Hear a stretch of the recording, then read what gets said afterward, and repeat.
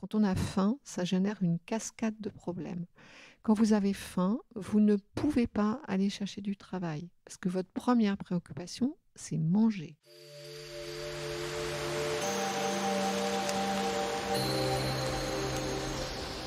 Belvédère.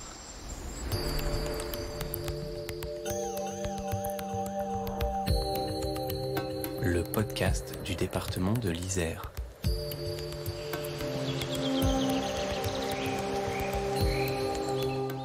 Comme chaque année, la Banque alimentaire s'apprête à organiser sa grande collecte nationale.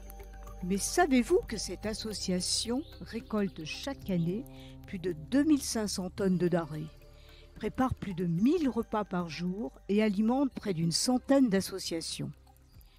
Aujourd'hui, notamment avec l'inflation, ces collectes de denrées suffisent à peine à satisfaire les besoins.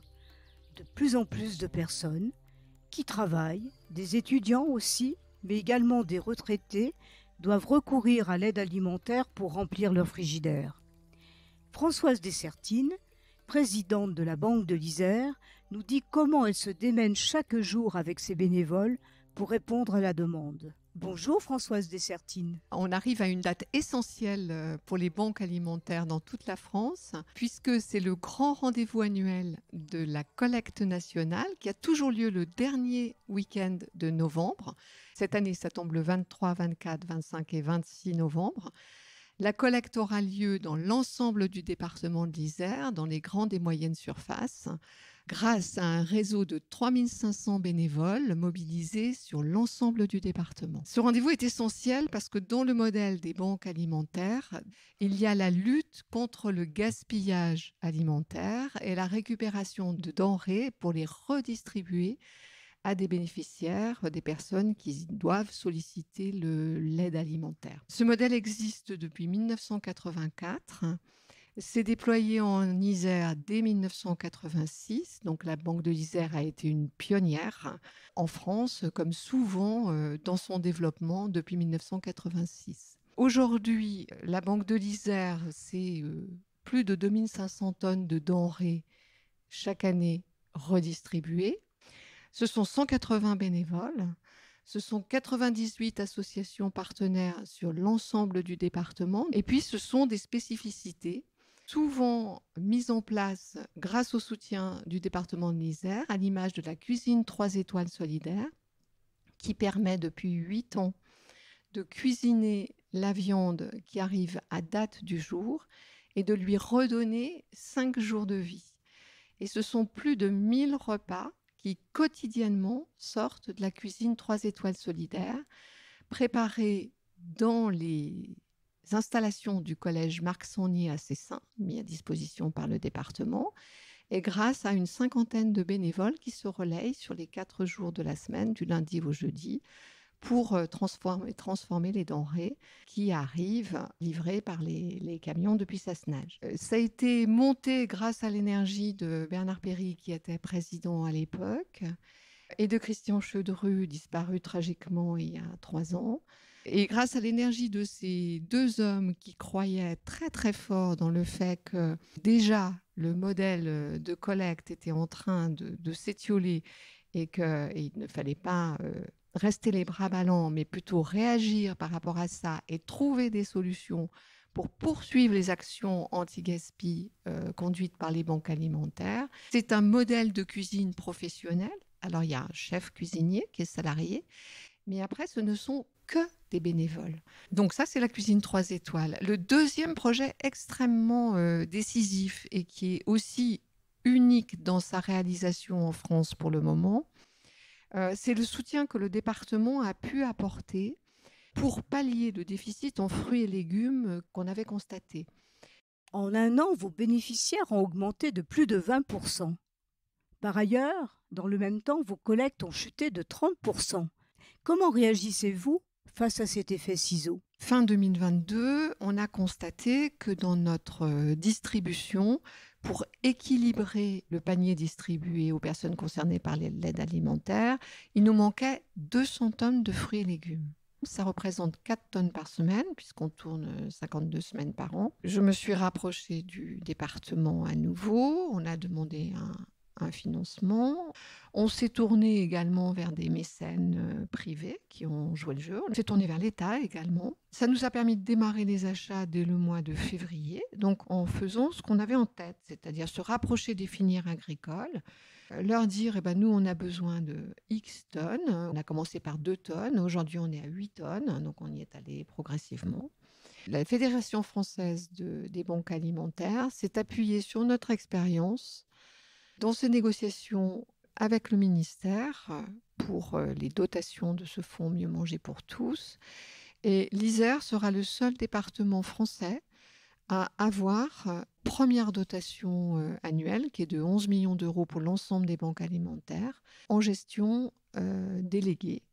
Pour les réseaux agricoles, ça permet d'être réellement en proximité.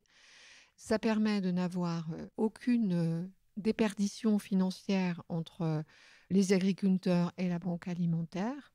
Ça permet pour les personnes concernées par l'aide alimentaire d'avoir des denrées de grande qualité, de grande fraîcheur. On a une variété de produits considérable. J'ai même découvert qu'il y avait des productions de pastèques bio en Isère. J'ai découvert également qu'il y avait une production d'endives en Isère. On a eu une opération de glanage par une association partenaire sur des endives il y a quelques semaines.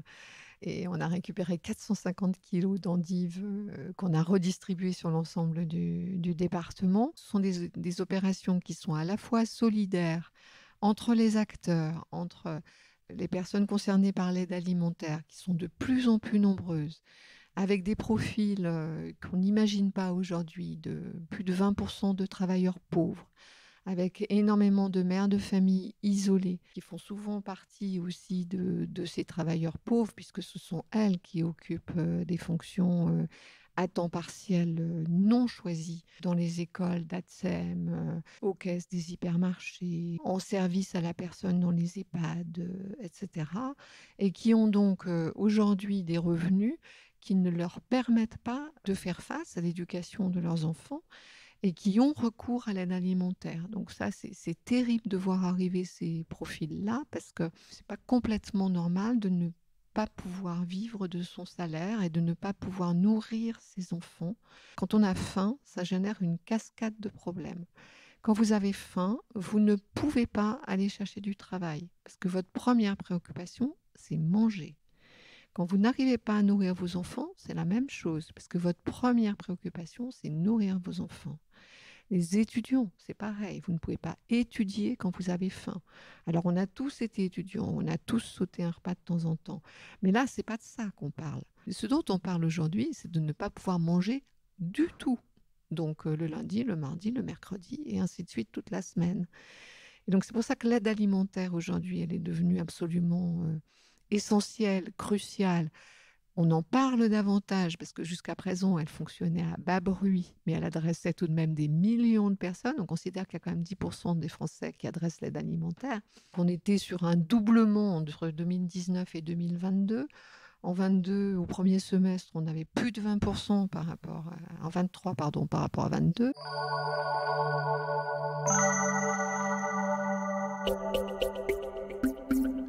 Le modèle d'origine des banques alimentaires qui était fondé sur la lutte contre le gaspillage alimentaire a été tout à fait mis à mal, notamment par les effets pervers de la loi Garot qui a organisé la lutte contre le gaspillage alimentaire.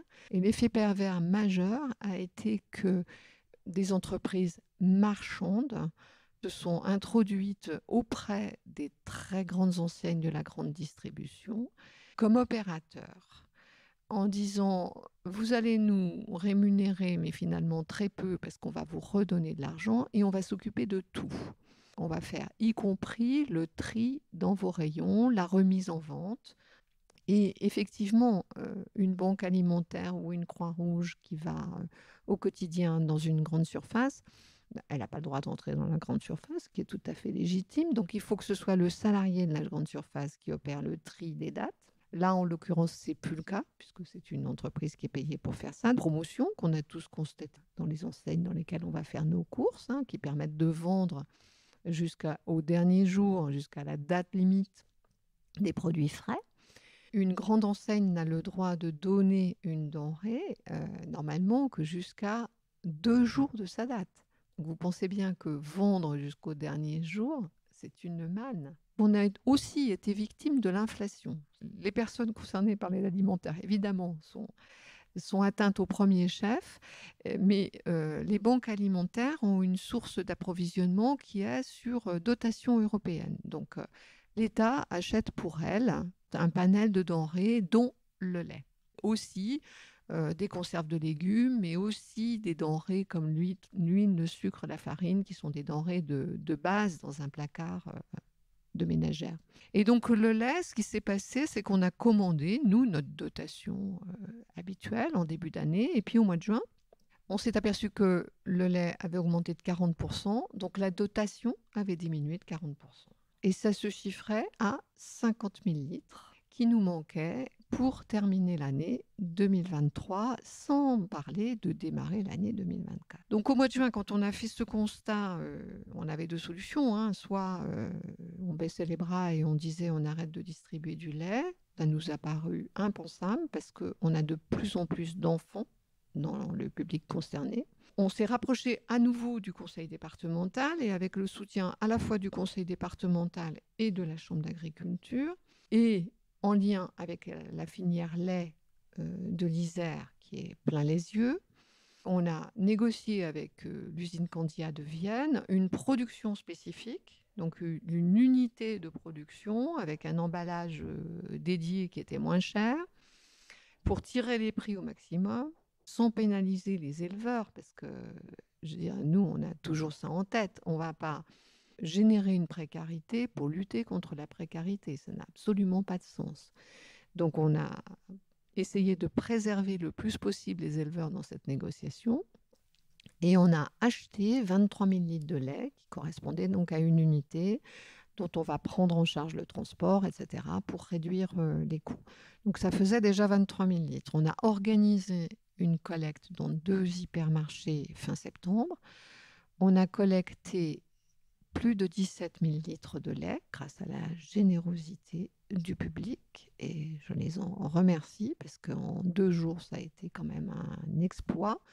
On a pu réaliser cette collecte grâce aux salariés des entreprises qui sont regroupées au sein du Fonds Sésame, qui ont amené 50% des bénévoles qui étaient présents sur cette collecte. On a bénéficié aussi de la générosité d'un donateur, Patrick Mérigot, qui a immédiatement fait un chèque de 10 000 € en disant « mais moi, le lait, c'est impensable, on ne peut pas laisser les familles sans lait ». Grâce au réseau qu'il a gardé dans les intermarchés du département, il a décroché son téléphone, il a appelé ses collègues directeurs de magasins et il leur a demandé de donner l'équivalent monétaire de palettes de lait pour pouvoir continuer à acheter auprès de plein les yeux. On ne va pas aller acheter du lait en centrale d'achat, on aurait pu le faire, hein. Mais les producteurs de lait de l'Isère étaient toujours autant en difficulté. On achète quand même avec de l'argent public. Moi, je considère qu'on a une obligation morale vis-à-vis de cet argent public, qui est une utilisation vertueuse. Et si on soutient une filière, on rentre dans cette utilisation vertueuse. On le sait, les personnes touchées par la précarité alimentaire sont les premières victimes du diabète et de l'obésité. Outre vos missions de collecte, vous menez aussi de nombreuses actions dans la diététique. On déploie depuis plusieurs années des actions d'accompagnement qu'on propose aux associations, aux 98 associations partenaires. On leur propose des actions à la fois de sensibilisation, parce qu'on sait bien que l'obésité est un problème de santé publique, le diabète est un problème de santé publique. Il y a certaines zones du département où des études constatent que chez les enfants de 3 ans, 6 ans, il y a des taux de diabète qui sont absolument affolants, des taux d'obésité qui sont absolument affolants. Ces critères sur ces 2 pathologies qu'on garde à vie, ils sont déterminés avant 6 ans. Donc on considère de notre responsabilité d'avoir des actions pédagogiques, pour ne pas dire éducatives, dans ce sens auprès des personnes qui sont contraintes d'adresser l'aide alimentaire. On a récemment salarié une diététicienne qui intervenait de façon, à la prestation pour la Banque alimentaire depuis des années et qui aujourd'hui est salariée 20 heures par semaine, ce qui lui permet d'entamer des actions de fond. C'est une personne jeune, dynamique, qui a mis au point des jeux, un certain nombre d'animations, qui conduit des ateliers cuisine. Mais dans sa démarche, elle commence par être à l'écoute des demandes des associations qui relayent finalement les carences qu'elles ont pu observer chez les personnes concernées qu'elles accueillent. On ne fait pas que donner à manger. Donner à manger, c'est essentiel, c'est central. Mais une fois qu'on a accompli ça, on peut aider la personne qui est venue chercher à manger à retrouver une vision autre de ce qui l'environne. On considère qu'il est aussi de notre devoir de dire à cette personne, OK, là, le besoin primaire, c'est fait. Donc, votre besoin second ou troisième, c'est quoi? Et de travailler avec elle là-dessus. Et de travailler aussi sur, vous avez besoin de vous nourrir, mais en vous nourrissant, il faut aussi préserver votre santé. Donc, préserver votre santé, c'est préserver un équilibre nutritionnel. Delphine, elle écrit des recettes. On les distribue, on édite des fiches recettes et c'est à disposition des bénéficiaires. On considère qu'il faut retrouver un plaisir, parce qu'on le perd ce plaisir quand on court après la nourriture. Il faut prendre soin de l'alimentation des enfants, ce qui n'est pas toujours évident pour tout le monde. Et puis, englober l'aide alimentaire dans un spectre plus large d'accompagnement des personnes pour que ces personnes retrouvent une dignité, retrouvent une autonomie, parce que c'est très, très stigmatisant d'adresser l'aide alimentaire. Françoise Dessertine, on imagine que sous votre gilet orange de bénévole, il y a beaucoup d'autres centres d'intérêt et sans doute un belvédère en Isère qui vous porte dans votre mission. Quel est-il? Mon belvédère en Isère, c'est les Grandes Rousses. Parce que c'est les montagnes de mon enfance. J'ai eu la chance d'avoir des grands-parents qui avaient une maison dans laquelle ils allaient en villégiature l'été, qui faisait face aux Grandes Rousses, et un grand-père qui était âgé, puisqu'il était né au siècle d'avant, mais qui était resté montagnard dans l'âme et qui m'a emmenée dans ces sommets dès 2 ans et demi, 3 ans. Je gravissais ces montagnes et c'est extrêmement fondateur pour moi. Ça m'a construite et j'ai sur mon bureau un petit morceau des Grandes Rousses, bien orangé, comme ces montagnes, et c'est ce qui me porte au quotidien.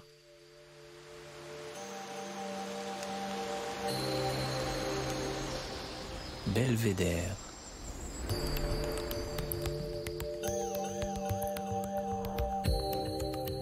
Le podcast du département de l'Isère. Et voilà, Belvédère, c'est fini pour aujourd'hui.